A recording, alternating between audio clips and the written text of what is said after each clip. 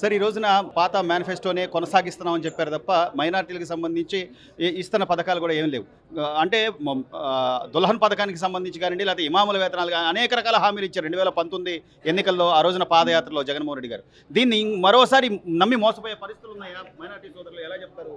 అది సామెత ఉంది చూడండి, పాత సారా కొత్త సీసా, కొత్త సీసా పాత సారానా, అట్లా ఉంది తప్పించి ఇంకేం లేదు. నంబర్ 1. నంబర్ 2, ఆయన ఇక్కడ 95% నేను అమలు చేశాను అని చెప్పేసి ఆయన ఏదైతే చెప్తున్నారో, నిజంగా మీకు అభివృద్ధి మీద లేకపోతే ఇంకా వేరే అంశాలు ఏదైనా కానీ ఎక్కడ అభివృద్ధి జరిగిందనేది మీరు శ్వేతపత్రం విడుదల చేయండి. ఇవాళ మీరు మేనిఫెస్టో నవరత్నాలు ప్లస్ అంటున్నారు.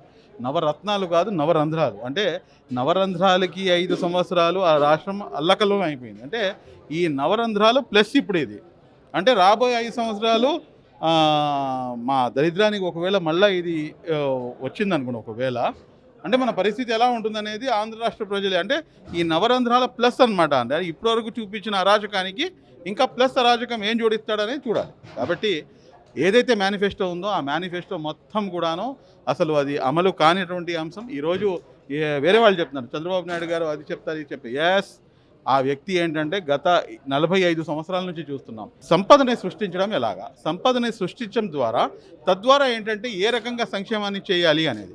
మీరు కూర్చొని తింటే 7 కొండలు కూడా కరిగిపోతాయి. ఈ రోజున ఈ రాష్ట్ర పరిస్థితి ఏమిటి, ఎంత అధ్వానంగా ఉంది. కాబట్టి రాష్ట్రంలో ప్రతి ఒక్క సామాజిక వర్గానికి చెందిన ప్రజలందరూ కూడాను చాలా దృఢంగా కంకణం కట్టుకొని ఉన్నారు. ఈసారి at any cost Nara Chandrababu Naidu గారిని ఈ రాష్ట్రానికి ముఖ్యమంత్రిని చేయాలని చెప్పేసి, ఈ రాష్ట్రానికి సర్వతోముఖాభివృద్ధి జరగాలంటే ఖచ్చితంగా నారా చంద్రబాబు నాయుడు గారి యొక్క ఆవశ్యకత ఇది నీడ్ ఆఫ్ ద అవర్ అనమాట. ఈ అంశాన్ని మనం గమనించాలి. రెండోది, ఆయన దాంట్లో ఒక చాలా కామెడీ ఒకటి చేశాడు ముస్లింల అంశానికి వచ్చేటప్పటికి. దాంట్లో ఆయన చెప్పింది ఏంటంటే మసీదుల మరమ్మతుల కోసం మేము నిధులు కేటాయిస్తామని చెప్పి. అసలు నాకు అర్థం కాక అడుగుతా, ఈ 5 సంవత్సరాలు ఎవరు గాడిదలు కాసారా, లేకపోతే గాడిదలు పళ్ళుతోమారా మీరు?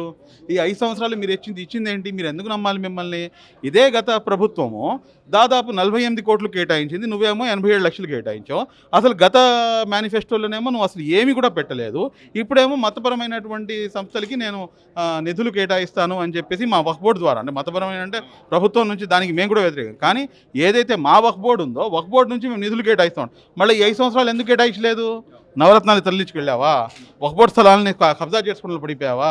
కాబట్టి ఇంకా మాయ చేద్దామని చెప్పేసి మీరు ప్రయత్నం చేయమాకండి. మీ యొక్క మాయ రాష్ట్ర ప్రజలు చాలా స్పష్టంగా అర్థమైపోయింది. అన్ని విధాలుగా కూడాను ముస్లిం సమాజాన్ని అసలు తొక్కి నారదీసేశాడు ఈయన.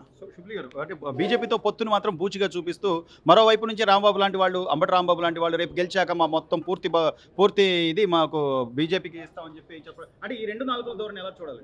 అంటే నేను ఎక్కువ చెప్పనండి. ఈ 5 సంవత్సరాలు బీజేపీకి ఎవరండి? నేను చెప్తే చండాలంగా ఉంటుంది, కానీ వాస్తవం అదే కదా.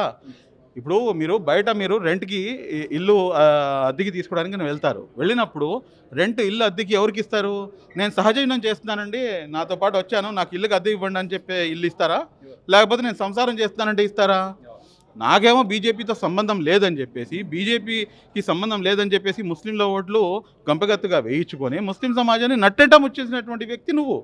ఈరోజు సిఏఏ అమలు అయిందంటే దానికి కారణం నువ్వు. ఎందుకంటే 22 ఎంపీలు నీ దగ్గర ఉన్నారు, 11 మంది రాజ్యసభ ఎంపీలు నీ దగ్గర ఉన్నారు. ఈరోజు ఏదైతే నల్ల చట్టాలు అని చెప్పబడే ఏదైతే ఉన్నాయో ప్రతీది కూడాను అమలు కావడానికి ప్రధాన కారకుడివి నువ్వు. కాబట్టి బీజేపీ అన్న అంశాన్ని అసలు ఇక్కడ తీసుకుని రావాల్సిన అవసరమే లేదు. రాష్ట్రంలో అందరూ కూడా బీజేపీతోనే ఉన్నారు. కాబట్టి బీజేపీ వస్తే ఏదో పొడి చేసిద్ది, ఏదో చేసేసిద్ది అన్న వర్షన్లో ఈరోజు ఆంధ్ర రాష్ట్ర ప్రజలు లేరు. రెండో వైపు ఒక మతపరమైనటువంటి అంశాన్ని తెర మీదకి తీసుకొచ్చే అంశం చేస్తున్నారు. అంటే బీజేపీతో కలిస్తే మసీదులు కట్టించిన వ్యక్తి నారా చంద్రబాబు నాయుడు, మసీదులకి నిధులు కేటాయించిన వ్యక్తి నారా చంద్రబాబు నాయుడు, మసీదులను కూల్చిన చరిత్ర అయింది కాదు. ఈ విషయాన్ని కూడాను ప్రజలందరూ కూడాను గమనిస్తున్నారు. ఈరోజు లాస్ట్ బట్ నాట్ లీస్ట్ ముస్లిం సమాజం మొత్తం కూడాను మేము ఎలాగా గెలవాలి, మా సమాజం ఎలా గెలవాలి, రాష్ట్రం ఎలా అభివృద్ధి చెందాలి, రాష్ట్రంలో ఉన్నటువంటి ముస్లింల సమస్యలు ఏ విధంగా పరిష్కరించుకోవాలి అన్న అంశంపైనే దృష్టిని కేంద్రీకరించాం. కానీ బీజేపీని ఎలా ఓడించాలి అన్న అంశం మా సిద్ధాంతం కాదండి. ఎందుకంటే బీజేపీని ఎప్పుడైతే ఓడిద్దామని చెప్పేసి మేమనుకుంటామో అవతల నుంచి మెజారిటీ ఆఫ్ ద పీపుల్ ఏదైతే మోదీ గారి మంత్రం ఉందో పోలరైజేషన్, అదే జరుగుతుంది. కాబట్టి చాలా స్పష్టంగా మా యొక్క పూర్తి దృష్టి మొత్తం కూడాను అభివృద్ధి వైపు ఉంది. ఆ అభివృద్ధికి దిక్సూచిగా ప్రస్తుతం ఉన్నటువంటి తరుణంలో కేవలం నారా చంద్రబాబు నాయుడు గారు ఉన్నారు.